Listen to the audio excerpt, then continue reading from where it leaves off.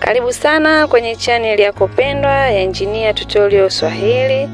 Kama wewe ni kama watu wengine, kuna wakati unaweza kujikuta umesahau password yako ya Gmail na uwezi kufikia barua pepe zako. Usiwe na wasiwasi, leo nitakuonyesha hatua kwa hatua jinsi ya kulikava password ya Gmail kwa njia rahisi kabisa, hata kama ukumbuki chochote. Hakikisha tu unatazama video hii hadi mwisho.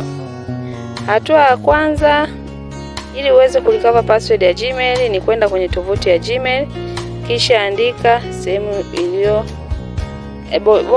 iliyoandikwa forgot password, yani umesahau nywila. Hapa utatakiwa kuingiza barua pepe yako ambayo umesahau password yake. Baada ya kuingiza barua pepe, bofya next, yani endelea. Google inataka kuhakikisha kuwa akaunti ni yako kweli. Kwa hiyo itakuuliza uthibitishe utambulisho kwa njia moja au nyingine. Njia ya kwanza unaweza kutumia simu, kwamba Google itatuma kodi kwenye simu yako.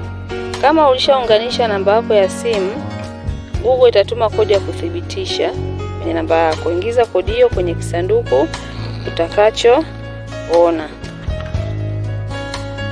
Na namna ya pili ili kuthibitisha kama email ni yako ni kutumia email ya rejesho, yani recovery email.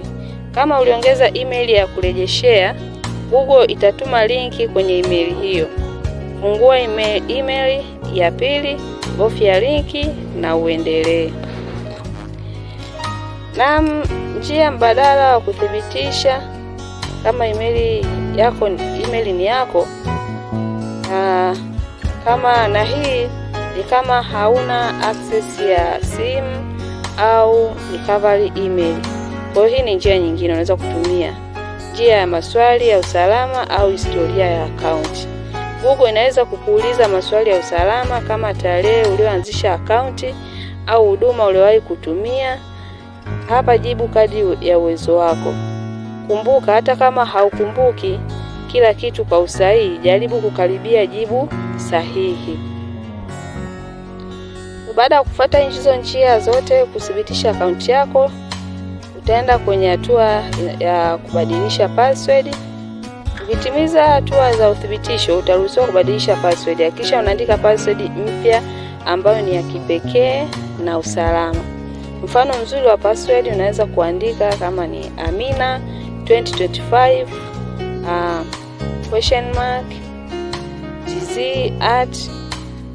Hapa kwenye kuandika password unatakiwa uchanganye herufi kubwa na ndogo, uweke na namba, lakini pia uweke na alama maalum kama zile alama za mshangao, alama ya kiulizo, ile @sign.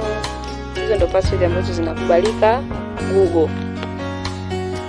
Na ili kufanya akaunti yako iwe salama baada ya kubadilisha password, kwanza weka namba ya simu ya kuaminika.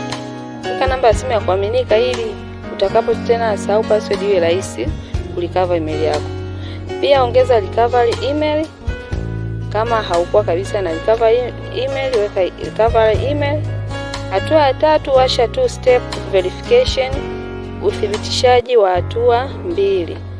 Yaani hii itakusaidia kwamba hata kama mtu anataka kuhaki email yako, itakuwa rahisi, kwa sababu yeye mpaka aweze kuhaki lazima apitie step ya two step verification, kwamba utatumiwa ujumbe kwenye email yako au utatumiwa ujumbe kwenye simu yako. Yaani kama mtu ametumia email yako, lazima tu ujumbe utaenda kwenye hizo namba, kati ya namba ya simu uthibitishe au uende kwenye recovery email. Kwa hiyo itakuwa ngumu kwa yule anayehaki kuweza kutumia email yako. Kwa na kushauri uwashe hiyo two step verification.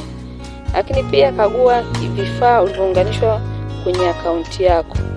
Kwa mfano, ukiingia kwenye email yako utaona kama uliunganisha na simu yako, itakuonyesha kwamba wewe unatumia simu aina gani, itakuonyesha simu au kifaa ulichojiunganisha, aidha ni kompyuta au kutumia simu.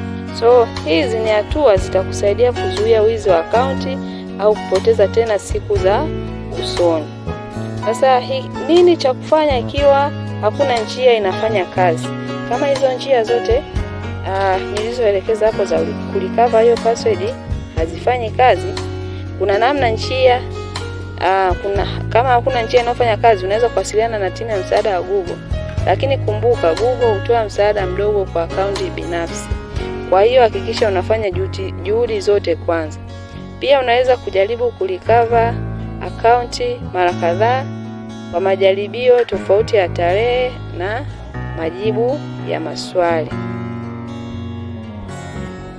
Password ya Gmail yako, tumia hatua hizi kwa uangalifu na hakikisha unaweka taarifa zako za uthibitisho kuwa updated kila wakati. Kama video hii imekusaidia, usisahau kulike, kucomment na kusubscribe kwenye channel hii kwa mafunzo zaidi ya technical na maisha ya kidigitali. Mpaka wakati mwingine, asante kwa kutazama na usisahau kuweka password salama. Asante.